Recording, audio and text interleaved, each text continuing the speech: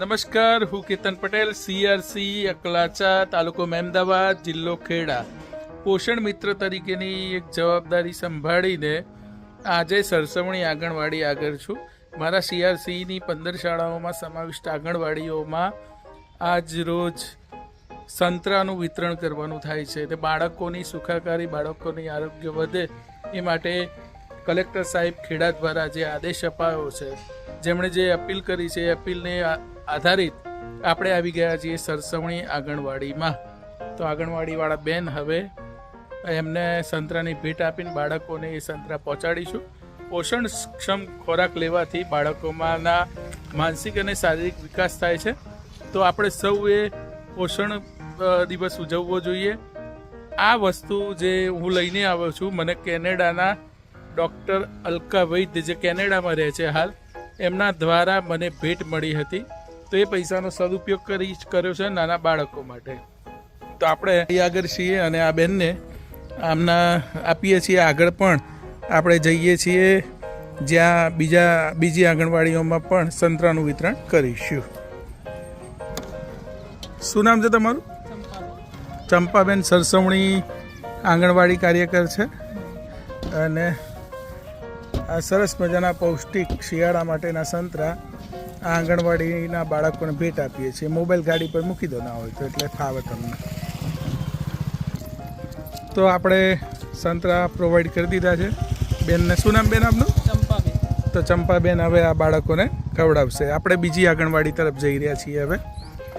પોષણ મિત્ર તરીકેનું ખેડા જિલ્લા કલેક્ટર શ્રી દ્વારા જે આહ્વાન થયું છે, એના આધારે મારા સીઆરસીમાં સમાવિષ્ટ જે સરસવણી શાળા છે તેની આ બીજી આંગણવાડીની મેં મુલાકાત સાહેબ દ્વારા આપેલા આ આહ્વાનને અમે સ્વીકાર્યું છે. અને અત્યારે આંગણવાડીમાં છે, ભૂતપૂર્વ વિદ્યાર્થીની જ છે મારી, જે આંગણવાડી કાર્યકર છે. તો એને સુપ્રત કરીએ. ગાડી પડી છે, તો ચલો બેટા. તો રિંકુબેનને સંતરા પ્રોવાઈડ કરી દીધા. રિંકુબેન કંઈ કહેશો? Okay okay. તો આવી રીતે તમે વિડીયો જુઓ છો તો તમારા ગામની આંગણવાડીમાં પણ બાળકોને આ રીતે પોષણક્ષમ આહાર મળી રહે એ માટે પોષણ મિત્ર બનો. જે છે એમને પોષણયુક્ત આહાર મળે એ જરૂરી છે, જેથી કરીને એમનો સર્વાંગીણ વિકાસ થાય. તો આ છે સતરુંડા ગામ. સતરુંડા દરેક ગ્રામજનો અને સરપંચશ્રી, જાગૃત નાગરિકો, મહિલાઓ, તમામ લોકો આ અભિયાનમાં જોડાય. અને પીએમ પોષણ યોજના તો ચાલે જ છે, પણ પોષણ મિત્ર તરીકે આપણે બધા જોડાઈએ એવી આશા રાખીએ છીએ. હેલ્પર બેન આવી ગયા છે. એમને આપણે કહીએ કંઈથી એમના બાળકો માટે સંતરા લઈ લો અંદરથી.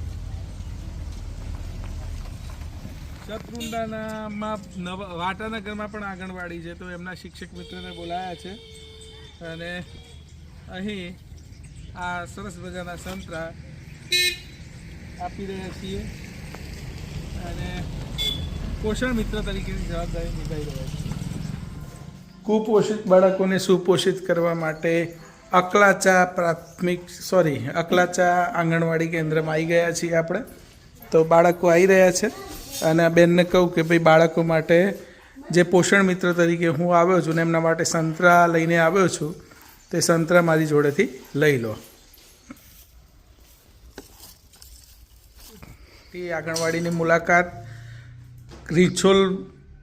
રીછોલ લાગે ને, રીંછોલનું આ રણાજી કરીને જગ્યા છે, તો ત્યાં આવી ગયા છીએ. તો બેન શું નામ છે આપનું? શિલ્પાબેનને આપણે સંતરાની ભેટ આલીએ અને આંગણવાડીમાં જે કુપોષિત બાળકો હોય એના સુપોષિત કરવા માટે દૂધ મંડળીઓ દ્વારા જે દૂધ આપવામાં આવી રહ્યું છે, એ ખૂબ બાબત સરાહનીય છે. અને આ અભિયાનને વધારે ફેલાઈ અને આપણે જે કુપોષિત બાળકો છે એને સુપોષિત કરતા રહીએ. બેન આવજો, કશુંક લઈને આવો. આ સંતરા તમને આલો.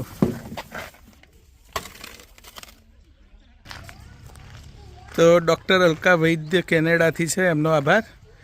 અને એમની ભેટ આપણે નાના બાળકો સુધી પહોંચાડી દીધી છે. સૌનો આભાર. તો છેલ્લે વધેલી જે આ મોસંબી હતી 7 આંગણવાડી કેન્દ્રોમાં વધેલી, પછી આ જે શાળા મુલાકાત હતી રણાજી પ્રાથમિક શાળા, તો અહીંના તમામ બાળકોને